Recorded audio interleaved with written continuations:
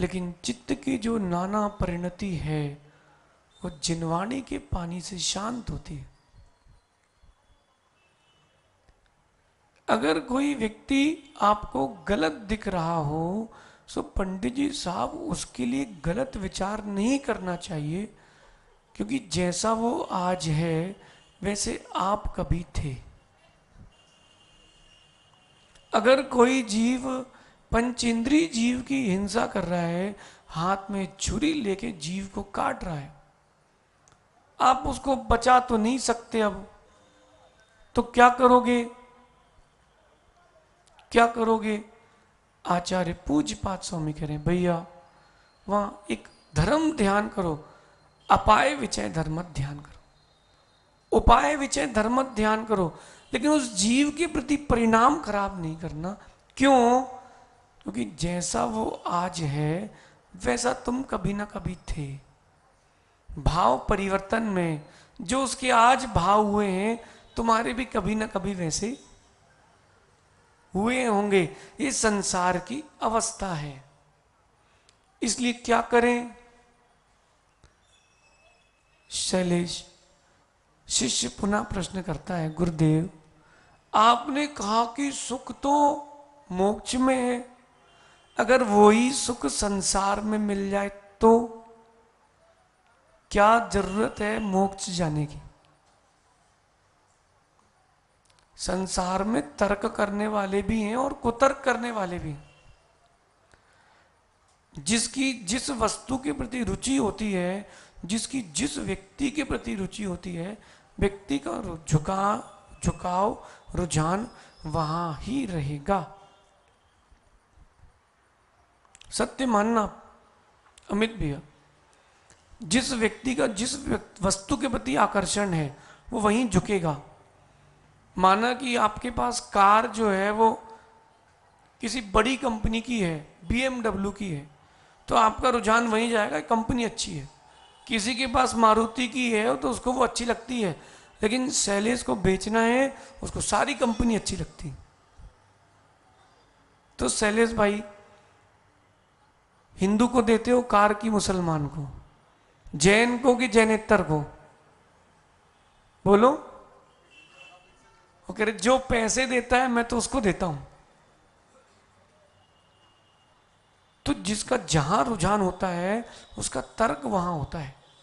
तो एक शिष्य ने तर्क किया कि भगवान अगर वो सुख जो मोक्ष में मिल रहा है वो संसार में मिल जाए तो मोक्ष जानने की जरूरत क्या है? वो सुख संसार में भी तो है। हमारे पास संपत्ति है, संबंधी है, परिवार है, भगवान है, द्रव्य चढ़ाने की पर्याप्त व्यवस्था है।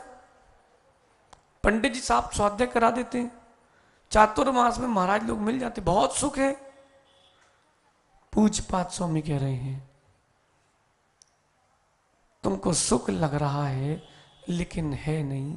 ये आज का श्लोक वास्तविक अपने जीवन में उतार के रखना चाहिए। क्या कह रहे हैं पूज्यपाद स्वामी? विपद भव पदावर्ते पदिकेव आतिवायते यावत् तावत् भवन्त्यन्या प्रचुरा विपदा पुरा। हे जीव, तुझे लग रहा है कि तू जहां है वहां सुख है। सुन भाई क्या कह रहे हैं आचार्य भगवान।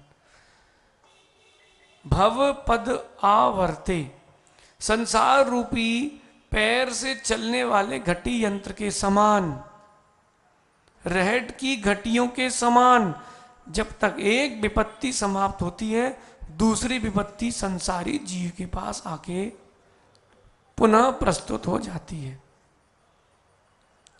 जब तक दूसरी विपत्ति प्रस्तुत होती है तब तक तीसरी विपत्ति वहां पुनः प्रस्तुत हो जाती है। क्या कह रहे हैं? एक समाप्त हुई और दूसरी का प्रादुर्भाव। आजकल तो आपके पास अच्छी व्यवस्थाएं हैं। आजाद जी बटन दबाते हैं तो 9वें माले तक पानी मिल जाता है। पहले क्या था? रहट की घटियां चलती थीं, बैल घूमते थे और वो जो रहट मतलब एक बेल्ट जैसा था, छोटी छोटी उसमें गिलास जैसी होती थी, वो कुएं के अंदर ऐसी उल्टी जाती थी, सीधे होके वापस आती थी, पानी बाहर फेंकते जाती थी।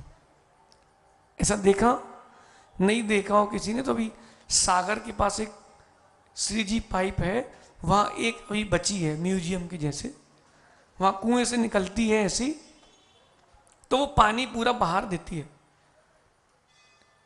लगता है कि चलो एक घटिका खाली हुई, अब शांति है, दूसरी खड़ी हो जाती है। क्यों? क्योंकि आपने उतनी जगह संबंध बना के रखा है, वस्तु से, व्यक्ति से। ट्रेन में जाते हो विकास भैया, कोई आपको पहचान का मिल गया तो चलो भैया, दो बातें हुई, मित्रता हुई, नंबर देना भैया आपका, कल से व्हाट्सअप चालू। और जिससे नया नया बनता है तो नीतिकार कहते हैं नवे प्रीति सदा भवेत। नए में प्रीति ज्यादा होती है, नहीं हो तो आप देखो शादी का दिन और आज का दिन, नवे प्रीति सदा भवेत, बोलना जरा। देखो मैंने नहीं लिखा भैया, जब नया नया वो बड़ी प्रीति रहती है, फिर पहले कहता था मायके मत जाओ, अब कहता कब जाओगे। वो बोले हम एक हफ्ते नहीं 3 दिन में आना, अब कम से कम माँ के पास जा रही, 1 महीने तो रुको।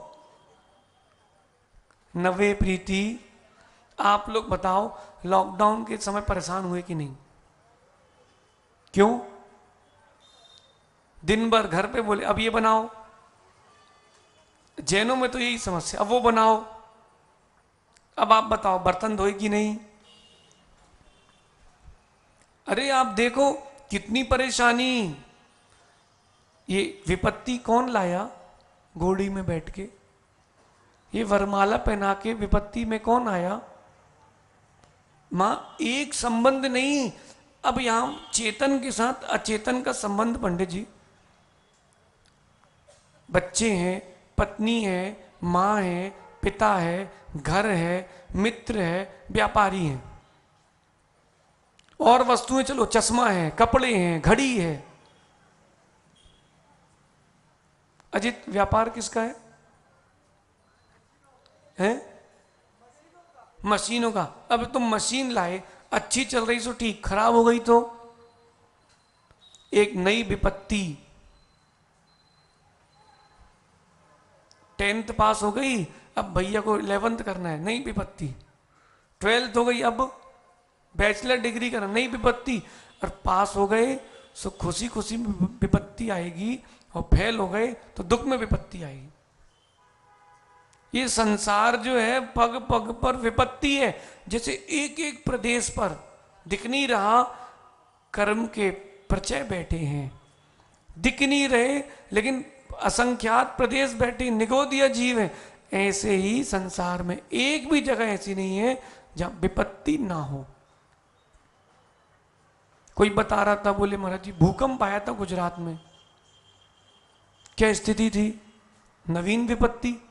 पानी गिरे तो समस्या, और नहीं गिरे, ठंडी ज्यादा पड़ जाए तो समस्या, और कम पड़े, पानी ज्यादा गिरे तो जिनको गर्मी लगती है उनको अच्छा लग रहा है। किसानों से पूछो जिनकी फसलें खराब हो रही। सही है? कितनी विपत्तियां हैं। अपन लोग तो बहुत अच्छे हैं महाराज लोग, क्यों अपन विचार जी? परिसर केवल 22 हैं, उसमें भी एक साथ 19, उससे ऊपर नहीं आएंगे। और ये श्रावक, इनके परिचय नहीं है, इनके विकल्प है, विपत्तियां हैं। और वो हमारी विपत्तियां नहीं है, वो हमारे परिचय है। पंडित साहब, हमें तो कभी नहीं लगता कि विपत्ति है। मुनि बनने के बाद कोई विपत्ति नहीं है। जो संपत्ति है सबसे बड़ी वो ही विपत्ति है। आए रक्षेत वये रक्षेत। अब उसके आगमन हो सुरक्षा करो, खर्चा हो सो कष्ट हो, और जब रखी है सो टेंशन, कोई ताला तोड़ के ना ले जाने। ठीक है? वैसा सही है, विपत्ति है। माट साहब, बड़ा मलेरा, ये विपत्ति ही आपको संसार में भटका रही है। किसने मना किया गुरु के चरणों में रहने से? किसने मना किया? किसी ने मना नहीं किया। गुरु के चरणों में रहो ना। पंडित जी साहब, किसने मना किया? इंद्र भवन अच्छा कि वैराग भवन है? बस, ना इंद्र भवन ना वैराग भवन, जिसको चैतन्य भवन और गुरु की शरण, वो ही सर्वश्रेष्ठ। मानो पंडित जी साहब की उस दिन की आंख के आंसू हमें दिख रहे हैं अभी भी, कि पहले महाराज देखने ही नहीं मिलते थे। बोले महाराज जी आए कहाँ? बोले नीमच में। तो ट्रेन भर के इंदौर से लोग जा रहे हैं। बताओ, ये तो स्वर्णिम अवसर चल रहा है आपके लिए। विपत्ति को आप और सरल तरीके समझाते हैं। विपत्ति का मतलब कर्मोदय। विपत्ति का क्या मतलब? विपत्ति का मतलब जो जो विपत्ति हो सब कर्मोदय से आ रही है। माना कि आप कहीं चल रहे हो, पैर में मोच खा गई, क्या है ये? कर्मोदय में आया विपत्ति। कभी अपनी ही जीभ, दांत से जीभ कटी है? ये चटोरे लोगों की कटती है हमेशा, तो जल्दी जल्दी खाते ना कि कोई और ना खा ले, खत्म ना हो जाए, उनकी जल्दी कटती है, ज्यादा कटती है। आराम से खाओ ना भाई, कौन मना कर रहा? हमारी तो नहीं कटती। जल्दी जल्दी करोगे गौरव तो जीभ कटती है। धीरे धीरे लो ना। बेचारी जीभ भी समझ नहीं पा रही कब बाहर जाना कब अंदर जाना है। मतलब एक रखाने की गायब, दूसरा रखाने की गायब। और देखो उसमें क्या कुतर्क चलता है। खाने के लिए तो बना है, जिसको मीठे खाने की आदत है उसको कुतर्क क्या देगा वो? ये रसगुल्ला खाने के लिए तो बना है भैया, खाने के लिए बना है, लेकिन कितना खाने के लिए बना है? विपत्ति मतलब कर्मोदय। बात दोनों की एक ही है। आ रहा कि नहीं? अब आगे चलते हैं। यत्र नास्ति सुखम किंचित तत्र किम सौख्य कल्पना। पंडित साहब, ये आज हमने बैठे थे तो श्लोक बना रहे थे, तो एक पंक्ति बनी थी अभी प्रवचन में, दूसरी के पहले नंबर ही आ गया। दूसरी कल बना के सुना देंगे। यत्र नास्ति सुखम किंचित तत्र किम सौख्य कल्पना। जहां पर सुख किंचित भी नहीं है, दुख ही दुख है, वहां सुख की कल्पना करके क्यों अज्ञानी हो रहे हो? ईमानदारी से कहना, जीवन की कोई भी परिस्थिति आ जाए, मल तो नहीं खा पाओगे आप लोग, हैं अमित भैया? खा पाओगे? जो पुरुष का मल है, कितनी विपरीत परिस्थिति आ जाए आप नहीं खा पाओगे। लेकिन सूकर या खर यानी गधा, वो खा लेगा। खाएगा कि नहीं? खाता है। और उसको समझाओ कि इसमें दुख है, वो तुमको क्या पता है इसका स्वाद? तुमको क्या पता है इसका स्वाद? तुम तो छोड़ के आए हो। उसको लग रहा है कि यह ज्ञानी है, छोड़ रहा है। उसको लग रहा है मैं ज्ञानी हूं, मैं खा रहा हूं। ये संसार की यही प्रवृत्ति है। जीव को लगता है, जीव को लगता है कि सत्य है, लेकिन विपत्तियां जो हैं वो कर्मोदय, वो सुख नहीं है। बिल्कुल किंचित मात्र भी सुख नहीं। बोलो सहसा जी। लेकिन इतना ध्यान रखना भाई मेरे, अप्रमेश्वर जी, विपत्तियां सब पर आती हैं, कुछ बिखर जाते हैं, कुछ निखर जाते हैं। अभी कोरोना काल था, व्यापार में कई लोगों को कई बार तकलीफ हुई होगी, कई विषयों में हुई कि नहीं? नहीं हुई? आपको क्या हुई? गौरव हुई कि नहीं? अब वो दुकान में माल भरा है, डिजाइन पुरानी हो रही है। कोई व्यक्ति स्कूल का व्यापार कर रहा है तो वो स्कूल ही नहीं खुली 2 साल से, तो काम बंद। घर चलाने के लिए पैसा तो चाहिए, बच्चों को पढ़ाना है, सब विपत्ति है। इसलिए पंडित जी अपन ने देखा सो भैया अपने बस की तो नहीं है। ये शैलेश धोए पुंतरिया, सो अपने बस की तो नहीं है। शैलेश छाती से लगा के पालो, फिर जब वही तुमसे अपशब्द कहेगा मालूम चलेगा। कार्तिकेय स्वामी कह रहे हैं एक बात, कार्तिकेय स्वामी कह रहे हैं जीव को सबसे ज्यादा पीड़ा कब होती है और जीव को विपुल निर्जरा कब होती है। शब्द आया है विपुल निर्जरा, कब होती है। कार्तिक अनुप्रेक्षा में कार्तिकेय स्वामी कहते हैं सबसे ज्यादा पीड़ा कब होती है। सुनाए कथा सुनाए। एक लोहार के बाजू में सुनार की दुकान थी, तो वहां पर रोज सोना और लोहा की पिटाई होती थी।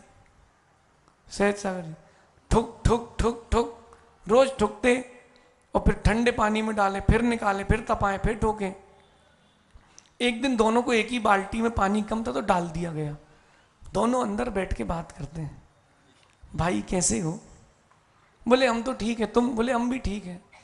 बोले लेकिन एक बात तो बताओ, कुटाई हमारी भी होती है, कुटाई तुम्हारी भी होती है, तू आवाज क्यों करता है। सोना पूछता है लोहे से, मैंने तो कभी आवाज नहीं करी, तू आवाज क्यों करता है। लोहा धीरे से कहता है भाई तेरे को जिससे ठोकते हैं ना वो सोने की नहीं लोहे की है। मैं लोहा हूं, मुझे लोहे की हथौड़ी से ठोकते हैं, जब अपना चोट दे तो बहुत तेज दुख लगता है।